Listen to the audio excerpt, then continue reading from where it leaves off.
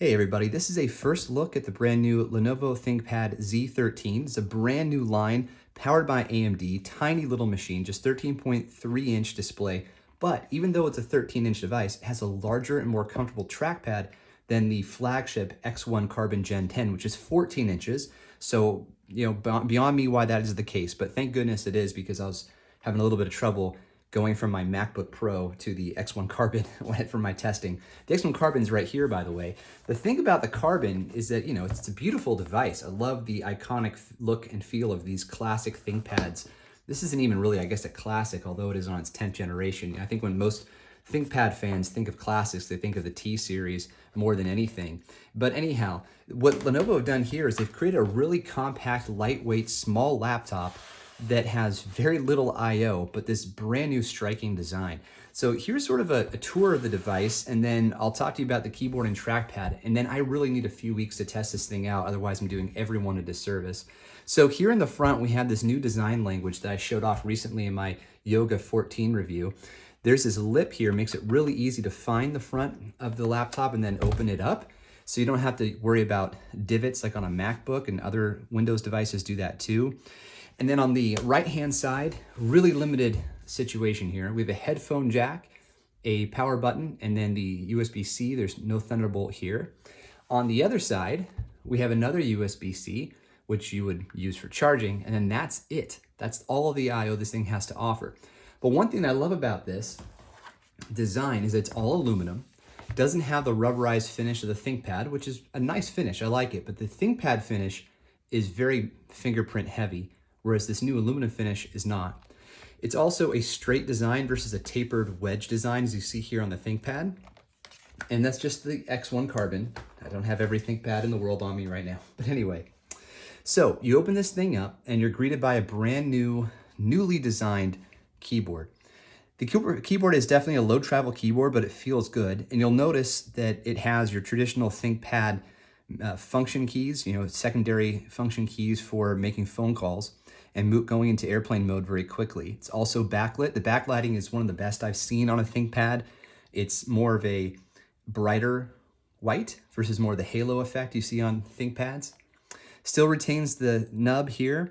There is a dedicated fingerprint reader if you want to sign in through fingerprint biometrics, but it also supports Windows Hello, even at the lower trim model at $1,350, something like that. This new trackpad, it's like a haptic type feedback, so you can click anywhere. And it has a nice sort of greeting when you press it. It doesn't have a hard press, it's just a single light press. And of course you can tap away and use it just like you would any other trackpad. What I like about this is that the trackpad is bigger than what's on the X1 Carbon, even though it's a 13-inch device. And instead of physical keys for the mouse 1, mouse 2, and mouse 3, you have this very simple line letting you know that that's the territory that you're in. So it feels good. It's easy to sense that as well without making that kind of like uncomfortable feeling against your finger. It is powered by the new Ryzen 7, it's a 6800, something like that. Anyways, a 6000 series Ryzen Pro. And when I do my full review, I'll dive deeply into all of that. It has a really cool design here with the ThinkPad logo. It has this really kind of a fun, sticky rubber kind of feel to it. It's a cool texture. And of course, I would remove these stickers if this were my device to keep, but unfortunately it's not.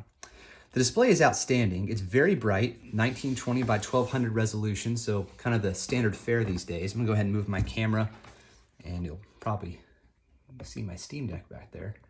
This is my new buddy, Steam Deck. Anyway, this is one of the brightest screens that I've seen on the ThinkPads, it's good. It is glossy, but it's nowhere near as reflective as I've seen on other glossy finished ThinkPads and, Razer laptops and Dells, etc. It's actually quite nice.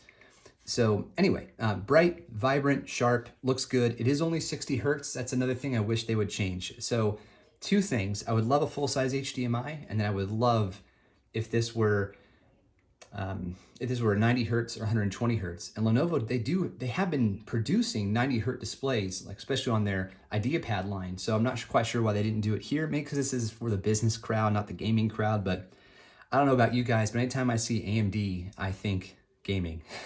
So they did buy a Radeon not that long ago. Maybe it was a long time ago. I'm old. Anyhow, so it is touchscreen, Now, one thing to call out with this Lenovo design language that is super cool is that instead of going into the screen with a notch like they do on the MacBooks, it goes up. So it's kind of benefit in two ways. One, you don't have the notch, so you don't lose screen real estate, which would suck on a 13.3-inch display.